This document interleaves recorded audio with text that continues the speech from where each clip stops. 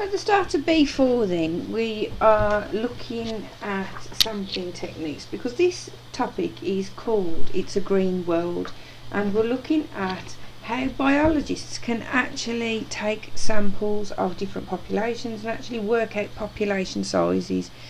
And you might think this sounds like quite boring, but it's actually a really crucial part in scientists and biologists being able to identify the impact humans are actually having on the earth and the living organisms that are on it.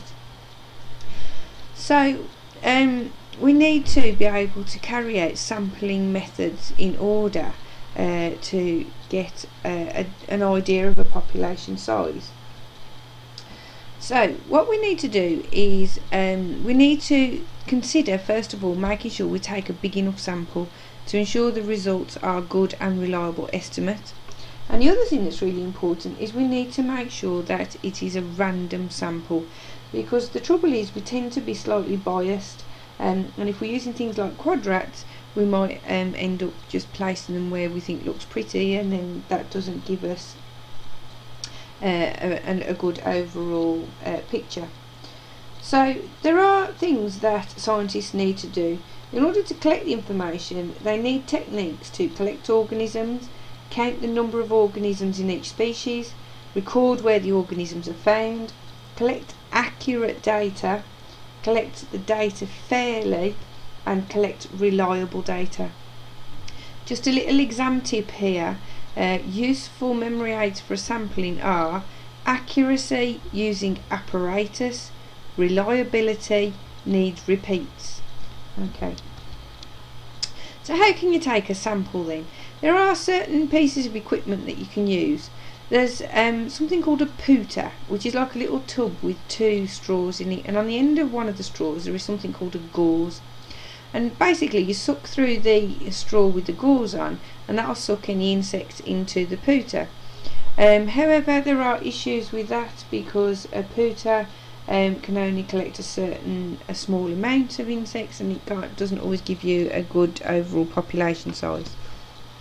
Sweep nets can be used to basically sweep through long grass and collect any organisms there, and then they can be have a look. However, if you're just doing that in one small area, you're not really getting a true representative sample.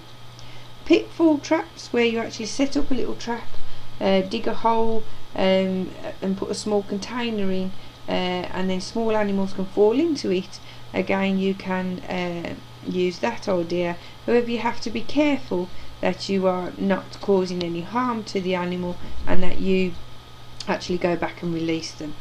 And then quadrats. Quadrats are just a square frame that we can use to either place randomly in a particular area and then count how many organisms are in each area, and then divide it to get an average and multiply it by the whole area, or we can actually use a computer to give us some coordinates and actually place the quadrats there to make sure we are being fair, and it is a random sample.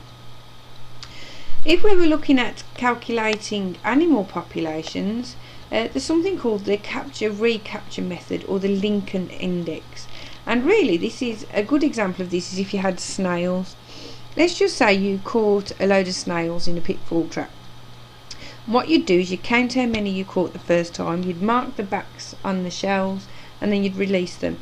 And then you'd go back another time and you'd count how many you caught again.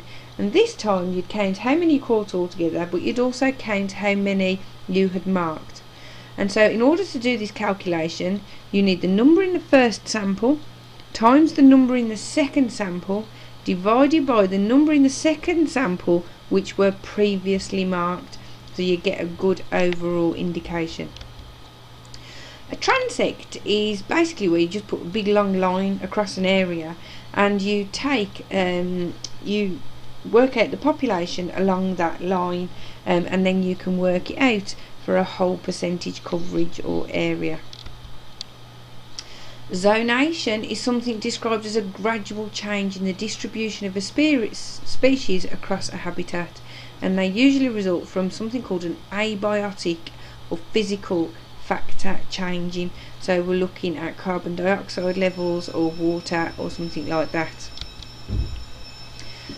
When it comes to identifying organisms, we use keys, and to do this we just have some objects or organisms in front of us, and then we say, okay, let's just say for instance, has this insect got wings? Yes, it has. Has it got one pair of wings? So it must be a fly. If the answer is no, has it got two pairs of wings? Yes, it has.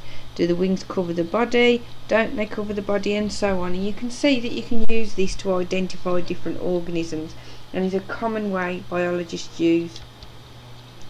So there's some key terms here you need to know.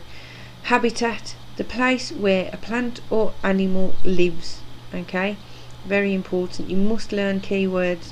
Population is the number of individuals of a species in a defined area. The community is the total number of the individuals of all the different populations of individuals that live together in a habitat. Biodiversity, remember I said bio is living, diverse, how diverse, the variety of different species in a habitat. And then the ecosystem is the physical environment with a particular set of conditions that all the organisms live. So if we look, the last thing we're going to look at here in this section is natural and artificial ecosystems. Obviously natural are just not man-made. They can be managed to provide good habitats, but they do change over time. Whereas artificial is something we've actually made. It could be a fish tank, it could be a pond, anything that's carefully controlled to keep the conditions constant, and it's usually designed for a particular purpose. So biodiversity generally tends to be greater in natural ecosystems.